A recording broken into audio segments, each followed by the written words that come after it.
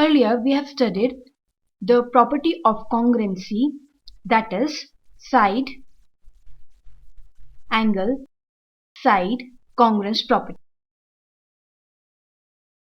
Now with the help of this property, if the two triangles are given congruent, we can easily find the unknown part of the other triangle. For example, if two triangles are given, one of them is triangle ABC, where AB is equals to 3.8 centimeter and AC is equals to 6.8 centimeter, and angle A is X, that is, it is unknown. Now another triangle is given.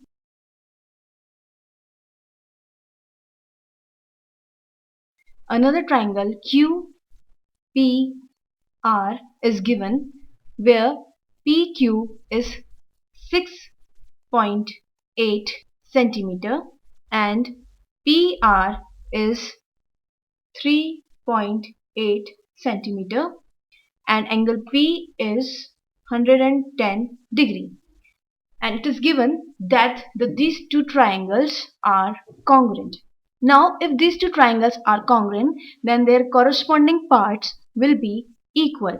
Now here you can see that side AB is equals to side PR, and the side AC and the side AC is equals to side PQ.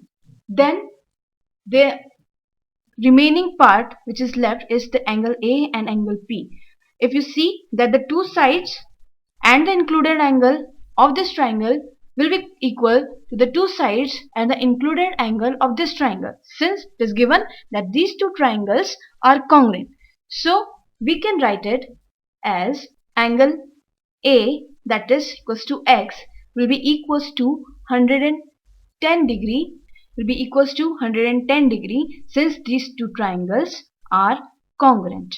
In this way we can find the unknown part of any triangle if two triangles are given congruent and the parts of one triangle are given and one of the part of the other triangle is unknown. Next property is side, angle, side, side, side congruence property.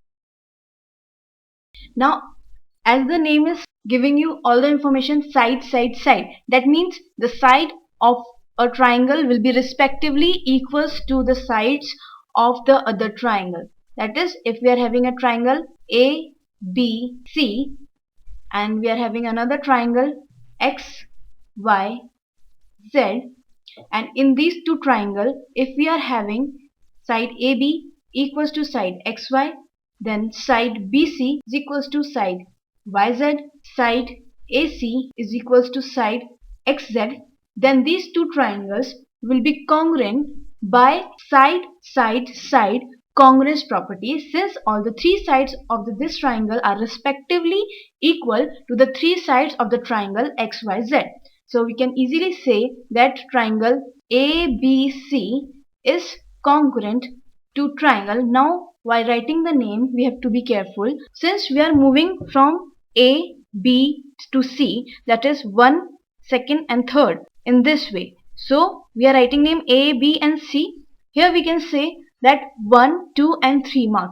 Then the name of this triangle will be X, Y and Z. So triangle ABC is congruent to triangle XYZ by SSS, that is side, side, side congruence property. Now let us understand this with an example. We are given two triangles A, B, C and another triangle D, E, F. Now in triangle ABC, AB is 3 centimeter and in triangle DEF, DF is 3 centimeter. In triangle ABC, AC is 5 centimeter and in triangle DEF, DE is equals to 5 centimeter. Now the remaining side, that is BC, is 6.2 centimeter and EF is also equals to 6.2 centimeter. So we have to find that which two triangles are congruent. That is, we have to write the correct names of the two triangles which are congruent. Here, first of all, we can write as triangle ABC.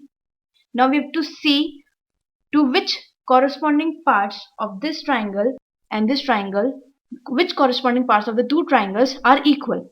Here you can see that AB is equals to DF, then AC, then BC is equals to EF, and the remaining third side, that is AC, is equals to DE.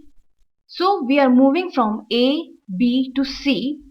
Since we are moving here A, B to C, so here from D, F to E. Since 1, 2 and 3 as we have marked. So this will be equals congruent to triangle DFE. Since AB is equals to DF, BC is equals to EF, and AC side is equals to DF side. Therefore, these two triangles are congruent by SSS congruence property. Now, if it is given that the two triangles are congruent and we have to find the unknown side, that is, if two triangles, one is ABC and other is DEF, and it is given that the two triangles are congruent and the side of ABC are given as 4.3 centimeter and 5 centimeter and 3.2 centimeter. Similarly, in the other triangles, it is given that DE is 3.2 centimeter and DF is 4.3 centimeter. Now, if these two triangles are congruent, then the remaining third side, that is EF, will be equal to the third side of this triangle. Now, AB is equals to DF, then AC is equals to DE, then the remaining side BC will be equals to EF. So, this side which we have to find will be equals to 5 centimeter. Since the triangle ABC is congruent to triangle, now here again we have to be careful in writing the name of the triangle, that is ABC. ABC is congruent to triangle DFE. Here you can see that AB is equals to DF, then BC is equals to EF, and AC is equals to DE. Now let us see one more example. We are given a triangle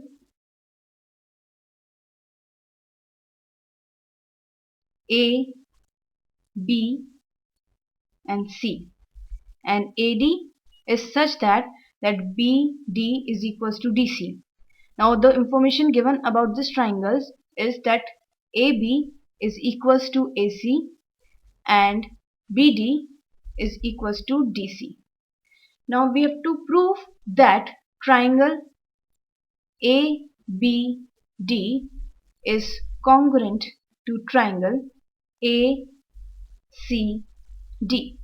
Now first of all we will write the parts which we can see equal. Here in triangle ABD and triangle ACD, AB is equals to AC, which is given.